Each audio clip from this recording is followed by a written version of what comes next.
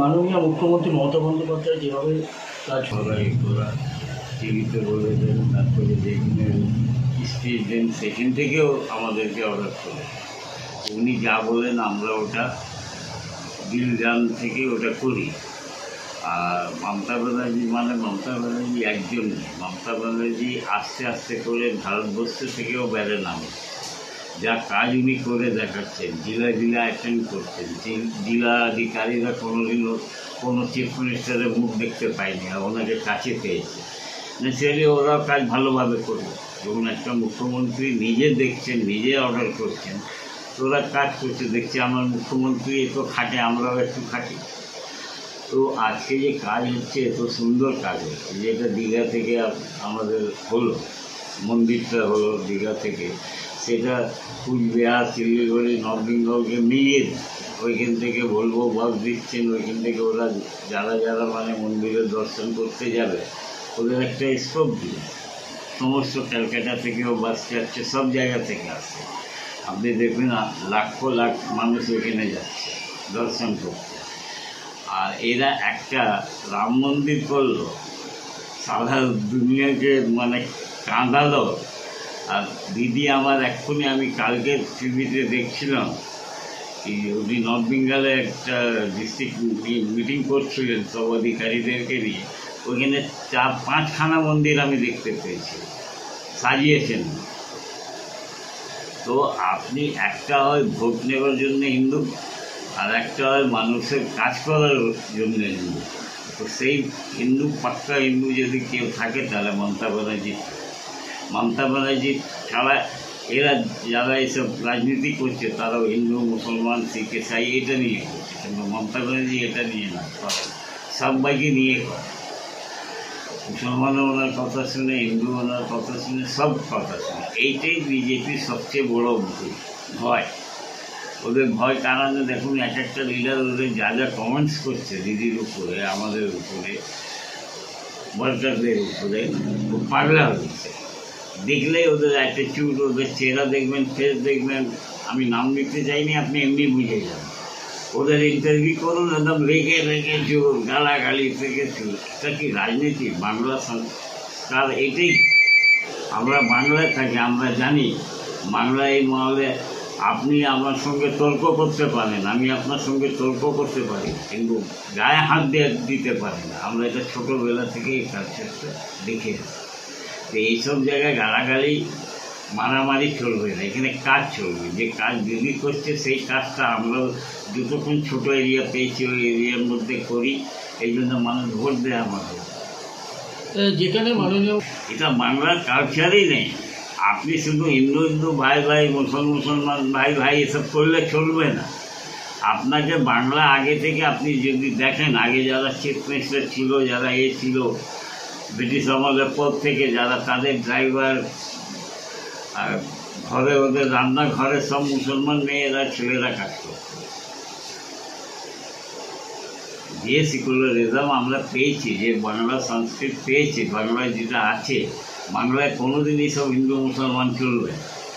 কেন চলবে না? কি আমি তো মুসলমান কম ছিল, কিন্তু আমি কোনোদিন বলিনি কি আমি মাইনরিটি লোক না। আমি মমতা ব্যানার্জি, এই মমতা ব্যানার্জি যা করবে সেটাকে আমাকে আমার ওয়ার্ডে করতে হবে। এইটা আমার ধর্ম, এইটা আমার সব। আমি তো বলতে পারবো না। তারা একটা কান্নাল ছিল, মুসলিম কান্নাল ছিল, তার উপরে কি না কি বলে দিয়ে, এই আমাদের মধ্যে কেউ বললে তো অ্যারেস্ট হয়ে যায়, DIR। अच्छा देखा यार, इसको लेके तो देखिए ये समस्या बहुत दिन का था। जब से हम आने के बाद से इसको सुधारा है। और अब गली गली में आज बस्ती का नाम उत्तरायण हो गया, ऑफिशियली उत्तरायण हो गया। पहले हम लोग बस्ती तो मेरे यहाँ बस्ती बहुत है। तो वो बस्ती के আমাকে ঠিক করতে হবে, আর ঠিক করেছি মোটামুটি। আমি পুরো কন্ট্রোল করে নিই। টুকটাক যা আছে, এই তুফান আসবার আগে, বৃষ্টি আসবার আগে যে লাইনটা খারাপ ছিল সেসব লাইনটা চেঞ্জ করা, এখনও কাজ স্কুল করছে। আর আমি আগে বস্তির কাজটা করি, তারপরে মেন রাস্তা আমার ঠিকঠাক করে নিই, তারপরে বস্তি করছি। কিন্তু মেন লাইনটা যদি ঠিক না থাকে তাহলে বস্তি থেকে না জল ঢুকবে, না বেরোবে, নাই জল ঢুকতে। আমি মেন রাস্তা ঠিক করে নিয়েছি, এবার বস্তিও আমার ঠিক হয়ে গেছে। এক দুটো গলির ব্যাপার আছে, ওটা আমি ঠিক করছি।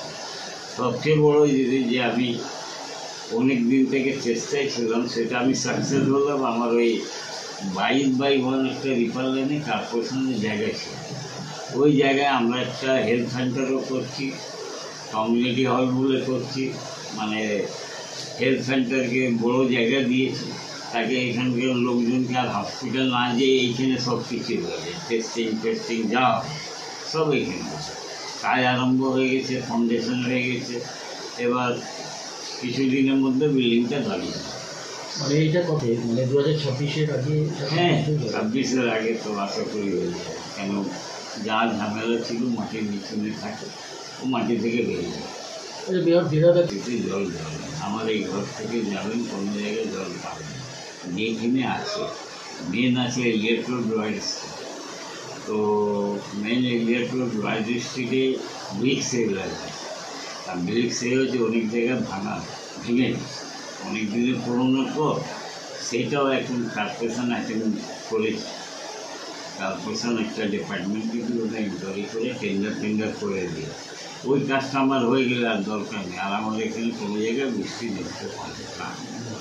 हमारे लास्ट मीटिंग में हिसाब हुआ हम लोग का, वो हिसाब में देखा गया है कि 0%, मलेरिया 0% और डेंगू 0%। अब इसको बरकरार रखने के लिए जो करना हम लोग करते हैं, डाइट देते हैं, हेल्थ डिपार्टमेंट और कंजर्वेंसी को साथ में लेके हम लोग डाइट मारते हैं। 15 दिन में एक मतलब अभी बरसात आई है, कंटिन्यू चलेगा। जहाँ कचरा है, गंदगी, उसको साफ करना। कई लाइन खराब में भी दिखेगा, मेरे इलाके में छोटा छोटा लाइन का काम हो रहा है, मतलब कोई चीज़ खराब हुई है इसको तोड़ के बना दो, बरसात में डिस्टर्ब नहीं है। ये सब काम बगल ही में चल रहा है। और जहाँ जहाँ वो 39 एरिया टोट में मेरा बहुत पानी जमता है, तो उसका भी ड्रेनेज लाइन कंप्लीट है। अब रास्ता का काम है, तो वो भी घर में गया बड़ा रास्ता, ब्रिक सीवरेज जो है इलेक्ट्रोड रॉयल स्ट्रीट, वो तो अगर 2-3 तो बना देने से मिल गया। बहुत